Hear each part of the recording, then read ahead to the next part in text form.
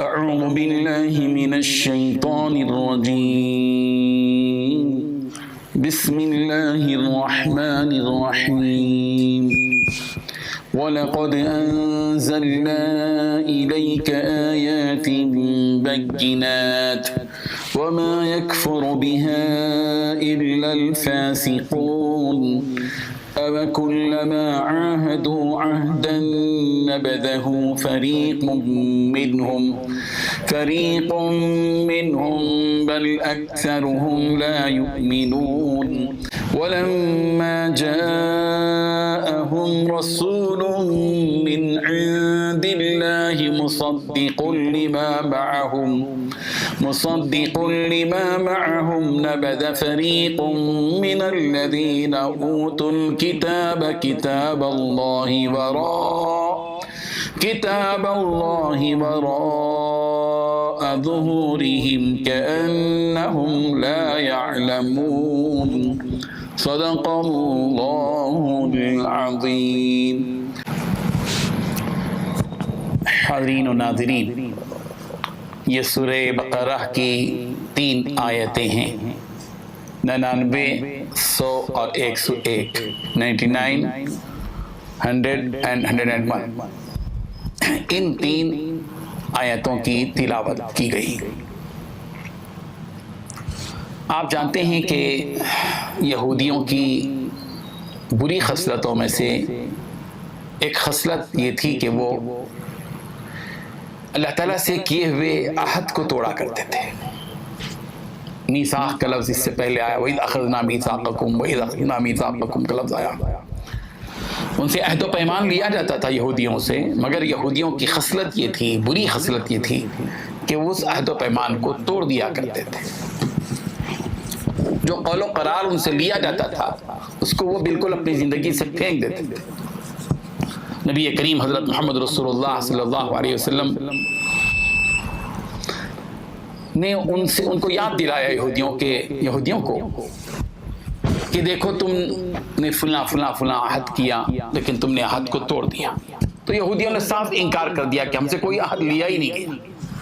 مالک بن safe ایک یہودیوں کا شخص تھا شریف، اس نے صاف طور پر کہا کہ اللہ کی قسم محمد کے بارے میں ہم سے کوئی عہد نہیں لیا گیا۔ تو اس وقت میں قرآن مجید کی آیت نازل ہوئی، وَلَقَدْ أَنزَلْنَا إِلَيْكَ آيَاتٍ بَيِّنَاتٍ، اور ہم نے اے پیغمبر آپ کی طرف کھلی ہوئی نشانیاں نازل کی، وَمَا يَكْفُرُ بِهَا إِلَّا الْفَاسِقُونَ، اور ان نشانیوں کا انکار نہیں کرتا مگر وہی جو فاسق ہو، بدکار ہو۔ اللہ تعالیٰ پھر اس کے بعد ان یہودیوں کی اس عہد کے بارے میں فرما رہے أَوَكُلَّمَا عَاهَدُوا عَهْدًا نَبَذَهُ فَرِيقٌ مِّنْهُمْ، کہ جب بھی کوئی عہد ان سے لیا گیا یا جب بھی کوئی عہد انہوں نے کیا، نَبَذَ فَرِيقٌ مِّنْهُمْ، ان میں سے ایک گروہ نے اس عہد کو پھینک دیا۔ بل اکثرهم لا یؤمنون، بلکہ ان میں کے اکثر لوگ ایمان ہی نہیں رکھتے۔ جب ایمان ہی نہیں تو ایمان ہی کا پاس و لحاظ ان کے اندر نہیں تو پھر عہد و قرار کا کیا لحاظ رکھیں گے۔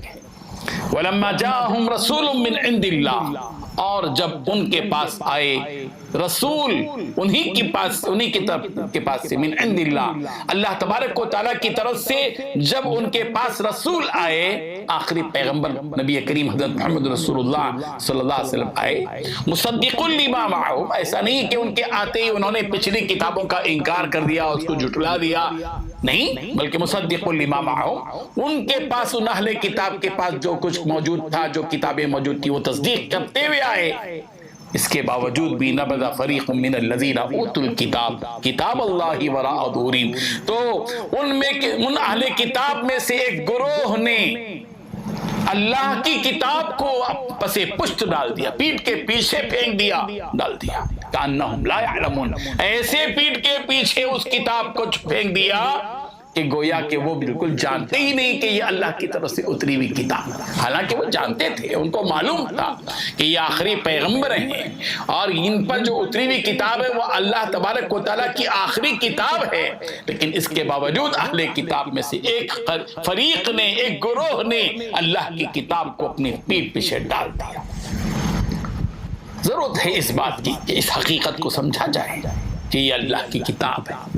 یہودیوں نے شرارتیں کی، اپنے عہد و پیمان کو بالکل توڑ دیا۔ وہ تو پہلے عہد کرتے تھے، عہد کرتے پھر عہد کو توڑ دیتے تھے۔ یہ ان کا اپنا پرانا اور بیکار اور بہت برا مشغلہ تھا جس میں وہ مبتلا تھے، جس کا وہ شکار تھے۔ ان آیتوں سے ہم سب کو اس بات کا سبق ملتا ہے کہ اللہ تعالیٰ نے جو آفاقی کتاب ہم سب کو عطا فرمائی ہے، ہم اس کو کبھی اپنی زندگی میں اپنے پیٹ پیچھے نہ ڈالیں۔ سوال یہ ہے کہ آج ہمارے سامنے اللہ کی کتاب ایک زندہ معجزے کی شکل میں موجود ہے، لیکن بدقسمتی کی بات ہے کہ ہم نے اس کو اپنی زندگی اپنے پیچھے ڈال دیا، اپنی پیٹ پیچھے ڈال دیا۔ ہمارے سامنے ٹی وی رہے گا، ہمارے سامنے موبائل رہے گا، ہمارے سامنے انٹرنیٹ رہے گا، ہمارے سامنے یوٹیوب رہے گا، ہمارے سامنے گوگل رہے گا، ہمارے سامنے ٹویٹر رہے گا، ہمارے سامنے فیس بک رہے گا، ہمارے سامنے وہ ساری چیزیں رہیں گی جو آج موجودہ ٹیکنیکل کی نئی چیزیں ہیں، ٹیکنالوجی کی نئی چیزیں ہیں۔ لیکن اللہ کی کتاب ہم اس سے بالکل بے پرواہ ہو چکے ہیں۔